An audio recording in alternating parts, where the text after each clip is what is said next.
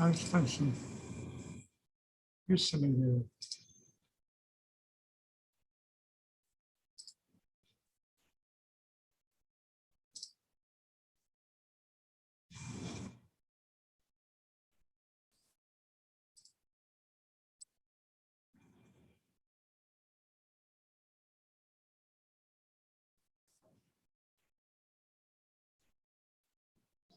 Morning, Mr. Russell.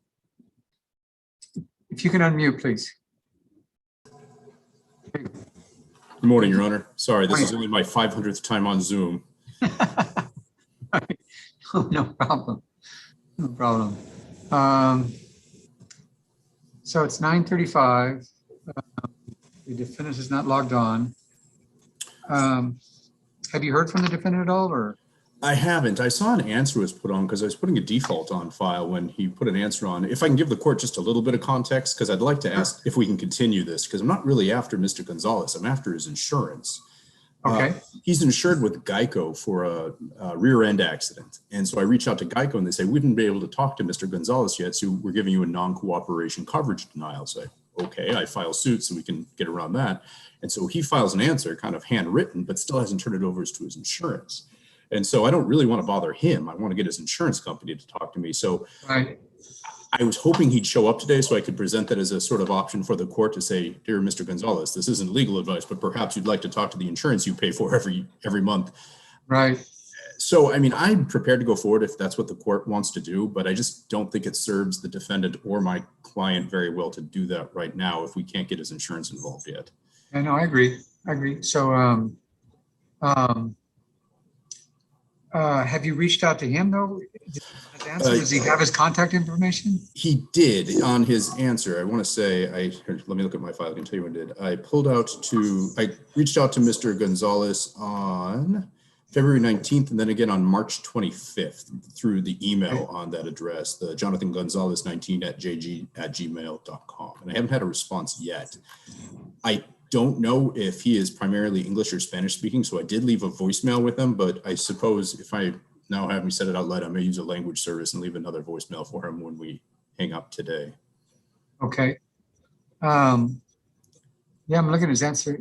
He has a phone number, email, and address. Okay. Well, it's unfortunate he's not logging on. I'm just thinking of whether we can facilitate it anyway. I mean, I can,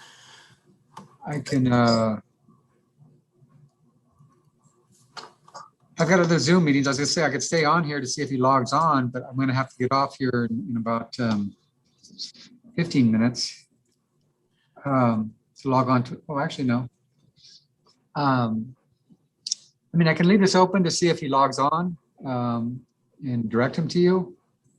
Other than that, I don't know, there's too much I can do. Do you just want to get another setting, 30 days off or 30 or 60 days, whatever is good with the court, or I could just try and move for a default or just a judgment and give that to his carrier. But I'd really rather not do that to the guy. I want to give him a fair shake with talking to his insurance before we do that. Okay, so why don't we set it, Ben, why don't we set this 30 days off?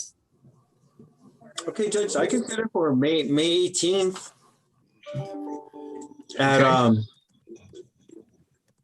let's see, at 11:30 a.m. Mountain Standard. Whatever's good for the court's good for me. Thanks, Mr. President. Where are you at, Mr. I'm in Russell? Houston, but I can make it work. I'll work around you So guys. you're an hour later. Yeah, which my math is why I went to law school. So this morning was a bit of a time changes don't work in my brain for some reason.